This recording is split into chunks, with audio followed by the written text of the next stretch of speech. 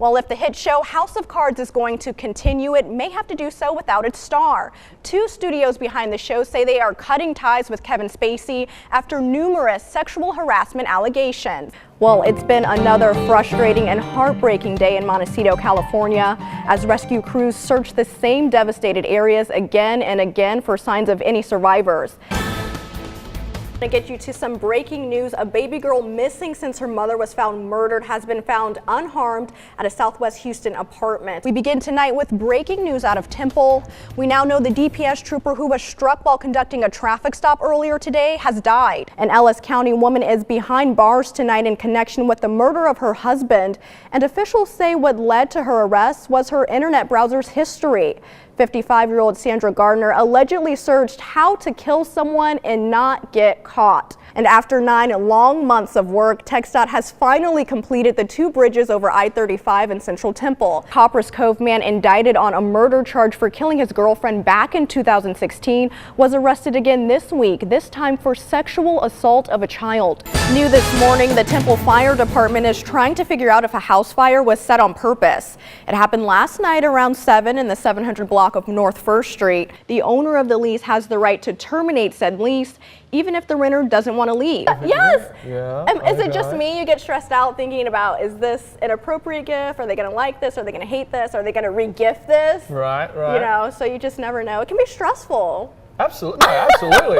There was no shortage of new devices this week at the Consumer Electronics Show in Las Vegas, and some of them are just plain wacky. Liz McLaughlin shows us some of the weirdest gadgets on display. Yeah, if you're just tuning in, I've been talking about how excited I am to go shopping when we get off air, and now I'm hearing there's rain. Protesters stormed the Bell County Courthouse today demanding a Confederate statue stay put after a local NAACP chapter called for its removal earlier this week. It's what we've all been waiting for. The time has arrived.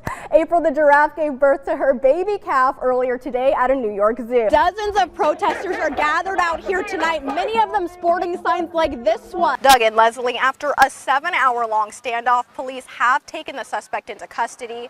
That happened about an hour ago in this area behind me. And if you take a look all the way back there, you'll see a red truck. That's where all the action happened, and we caught it all on camera. But just a few moments ago, a man who says he is the accused officer's lawyer took to Facebook messaging Leah's lawyer, telling him to remove any claims against the officer from social media or threaten to sue them. Now, if you take a look behind me, you can see there's actually an officer on the scene, and he's been here for about an hour now diverting traffic onto Hart Road. But I also want to give you a look down this other way, so let's take him down here. And if you take a look behind me, you can see several of these units have been completely destroyed. These floodwaters destroying homes across Beaumont.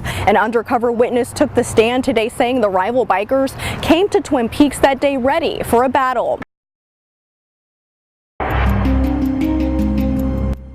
It's the cold case that's haunted the Killeen Police Department for a decade. It's pretty eerie. Pretty eerie. July 4th, 2007, here at this Dollar General on Stan Sluter, a double homicide that shook the city. 40-year-old Sheila Reed and 28-year-old Griselda Ramos opened up the store that morning and were the only two working. By 8:23 a.m., Reed was dead and Ramos died later at the hospital. Officer Williams was working routine patrol, and when she drove by the Dollar General there on West Dan Sleater, she saw a vehicle which she didn't recognize as normally there for the employees. So she drove by the side of the store and at that time saw one of the doors was slightly ajar, and that was very unusual. So she turned back around and stopped, went to the front of the store, noticed that there was a body laying inside, and she called for assistance.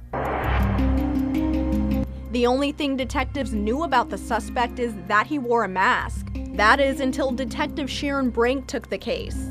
Does the department believe this was a random act? I don't believe so, no. This video released to Channel 6 is the reason why. It shows a white man enter the Dollar General on July 3rd, 2007, the day before the murders. You never see him leave, but Detective Brink says a second video, which police say was too violent to release, shows the same man in the store the next day with a gun. Sheila Reed's daughter, Jennifer Helms, did see that second video and calls it shocking. They had a video of him walking and with the mask and the gloves. with the gun. So he actually, come to find out, stayed in the back stock room all night. It's pretty easy to get into the stock rooms where they're normally located. So he could have easily slipped and hid behind boxes, which is what we have been told. There's no way he could have just came in on his own and them not notice.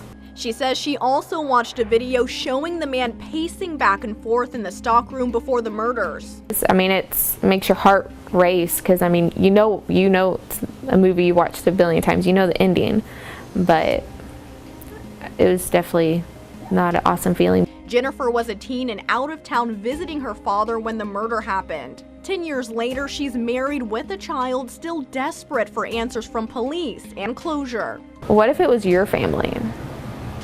I mean, I think that's the biggest thing. What if it was your family? You'd want the person caught. And that's the thing, is people is like, well, it's not going to happen to me. Well, everyone says that, and look. I mean, who would have thought my mom would have been murdered, when I was 17? Detective Brank says a major roadblock has been technology. Then back in 2007, video quality wasn't very great. So a lot of the video was very grainy. And we have new technology we just got our hands on a few months ago. We're going to run the video through there and see if we can get more of the actual still frames that we can actually look at. But she also says people talking on the streets has led to progress.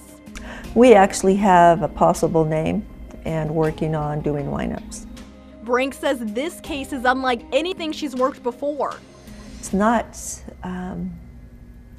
normal to have a double homicide in a business. It makes people anxious and uneasy to know that a store they go to every day, something like this could happen. She hopes the name and lineup will lead to an arrest in the near future, and so does Jennifer. I'm always hopeful. Obviously, I want the guy to be caught. Hopeful she won't have to wait another 10 years for that to happen. Well, that's all our time for now. Thanks so much for watching, and NBC Nightly News is next. There's more to explore on the web and on mobile. Channel 6 News.